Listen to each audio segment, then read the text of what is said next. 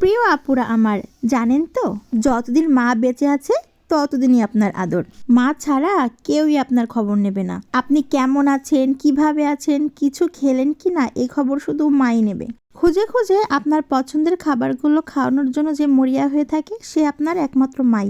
আর এই তো দেখুনই না, শীত আসতে না আসতেই আমার পছন্দের চীনা হাঁস জবাই করে একেবারে কুটে বেছে নিয়ে চলে এসেছে আমার মা। সেটা রান্নার জন্যই প্রস্তুতি চলছে। আম্মু একেবারে শিলপাটায় মশলা বেটে নিচ্ছে মাংসটি রান্না করার জন্য। এদিকে পিঠা তৈরি করার জন্য সে আটা মেরে নিচ্ছে। আজ সে সেয়াই পিঠা তৈরি করবে, যেটি আমরা এই হাঁসের মাংস দিয়ে খাবো।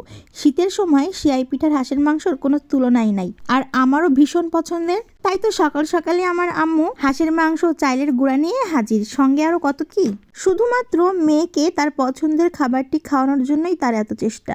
মেয়েদের যত আবদার থাকে তার মায়ের কাছে, আর সেই মেয়েটি যখন মায়ের কাছে থাকে না তখন মায়ের মনটা কেমন থাকে?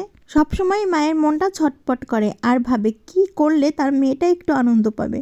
আর এই তো কথা বলতে বলতে মাংসটা কিন্তু প্রায় কষানো হয়ে গেছে। এখন এর ভিতরে আলু দিয়ে দেওয়া হলো। যেহেতু এই মাংস দিয়ে আজকে সেঁই পিঠা খাওয়া হবে, তাই এতে কিন্তু আলু এবং ঝোলের পরিমাণ একটু বেশিই থাকবে। নারকেলের দুধ দিয়ে আমি আজকে এই হাঁসের মাংস রান্না করছি। আরে ভাই, হাঁসের মাংস খাবো, নারকেলের দুধ না দিলে চলে নাকি? মাংসটি চুলায় বসিয়ে এদিকে পিঠাও কিন্তু প্রায় তৈরি হয়ে গেছে। বাসায় যখন এই পিঠাটি তৈরি হয় না, তৈরি করার সময় কিন্তু অনেক বেশি মজা হয়। আর আজকে তো আমার মেয়ে নাছোড়বান্দা, সেই পিঠা তৈরি করবে। আর তাই তো এই যে নানুর সঙ্গে বসে গেছে পিঠা তৈরি করতে। দুই নানু আর নাতিতে মিলে পিঠা তৈরি করছে আজ। আতপ চালের গুঁড়ি খামির করে তারপর মেশিনের সাহায্যে কিন্তু এই পিঠাটি তৈরি করতে হয়। আর পিঠাগুলো তৈরি হয়ে গেলে তারপর এগুলো ভাপে সিদ্ধ করতে হবে। যেহেতু আমার কাছে রাইস কুকার আছে, সেহেতু এই পিঠাগুলো সিদ্ধ করতে আমার কোনো ঝামেলাই পোহাতে হচ্ছে না।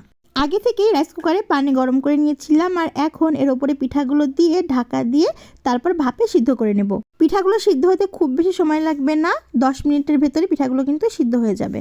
এভাবেই পর্যায়ক্রমে আমি কিন্তু কয়েক খোলা পিঠা সিদ্ধ করে নিয়েছি। আর পিঠাগুলো নামানোর পর গরম থাকা অবস্থাতেই কিন্তু হাত দিয়ে এভাবে ছাড়িয়ে নিতে হবে, তা না হলে কিন্তু দলা পাকিয়ে যাবে। তো সব মিলিয়ে আজকের আয়োজনটা কিন্তু ভালোই ছিল। সবাই আমার আম্মুর জন্য দোয়া করবেন।